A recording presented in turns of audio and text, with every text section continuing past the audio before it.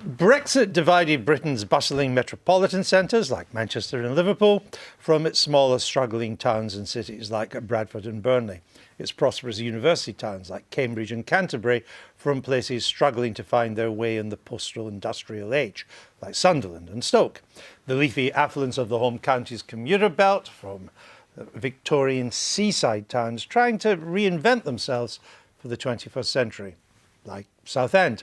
Above all, it was depicted as a provincial revolt against the dominance of London, whose wealth and power has increasingly made it different from the rest of the country and, some say, indifferent to its problems. Remarkably, if these were the divisions which produced a Brexit majority in the referendum, there's been very little debate about or new policy to address regional disparities and inequalities in the 33 months since. Then, this week, as if by magic, the government conjured up £1.6 billion, largely for poorish Leave areas with Labour MPs who might vote for the Maybot's Brexit deal. It was, of course, immediately denounced as a Brexit bribe and far too little too late. But at least it put the issue back on the agenda. Here's Miatta Fahbulleh, Chief Executive of the New Economics Foundation, with her take of the week.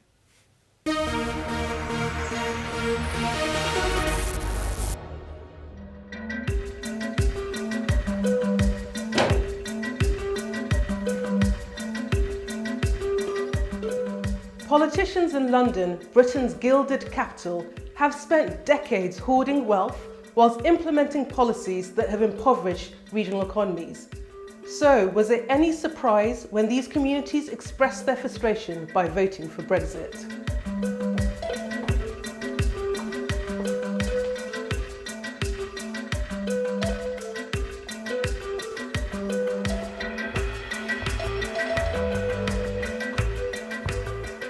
Post-Brexit, the most important task facing politicians is how to cure regional inequality. Theresa May's cure is the Stronger Towns Fund. Some see this as a £1.6 billion bribe to convince Northern MPs to vote for the Prime Minister's lacklustre Brexit deal. But even if you take the government's policy in good faith, this is an insult to deprived local government.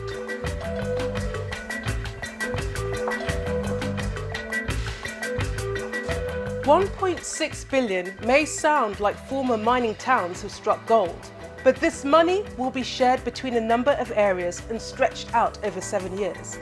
It also comes at a time when local authorities will be expected to cut their spending by 37% in just one financial year.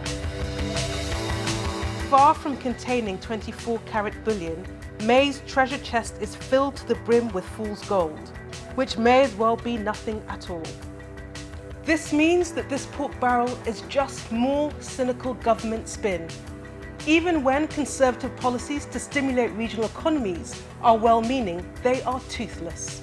For instance, HS2 was billed as a massive investment in the northern economy, but with an 84% overspend, the tracks may never make it north of Birmingham, and even if they do, London will benefit more than anywhere else. The scheme should be scrapped. The money is better spent elsewhere. So how do we rebalance Britain's economy? First, local authorities need more cash and an end to austerity. Second, Britain needs a devolution revolution. Bureaucrats in Whitehall do not understand the nuances of regional economies. Thirdly, local government needs to use devolved powers to radically transform their economies.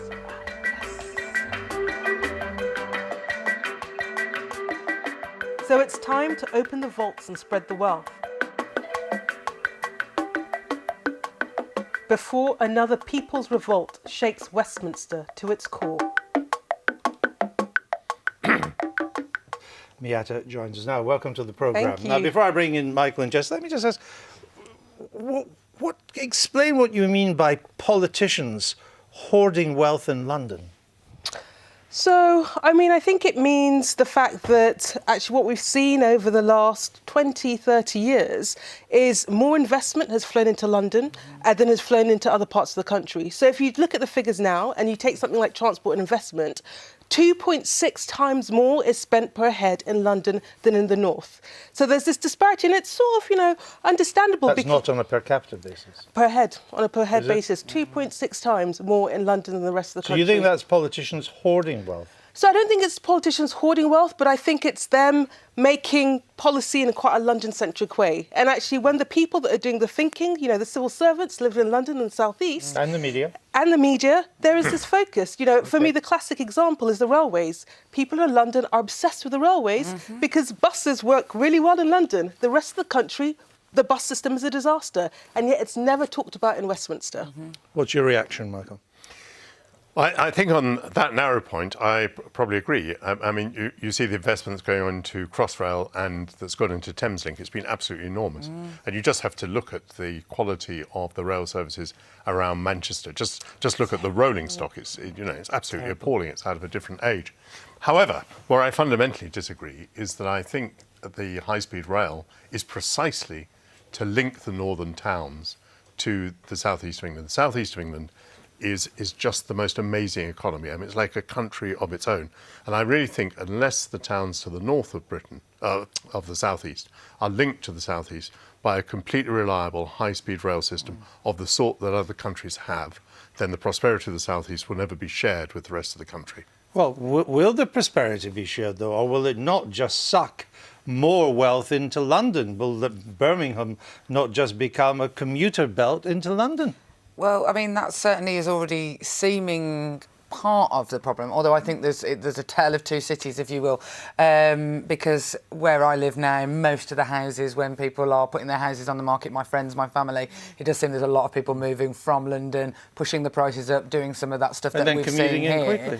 But also, I think that what I've seen in Birmingham with the hope of HS2, just even the plans for HS2, has seen certainly the centre of Birmingham and the more affluent areas in Birmingham seen lots of investment coming in, lots of jobs. It doesn't even go to the centre of Birmingham. Let's just take London to Birmingham. If you had 50 billion to spend, and you believe that there's a need for a rebalancing in this country, would it not make a lot more sense to build high-speed transport links between Leeds, Manchester and Liverpool? Michael talks about the South East being this wonderful labour market. That would create a labour market of the North. That would be a better spend of 50 billion. I mean, as a Birmingham MP, I'm obviously not going to agree because actually in a lot of these strategies, in between when you talk about the north and the south, I am from the great middle that often gets forgotten. But I'm asking you to think of the country as I would...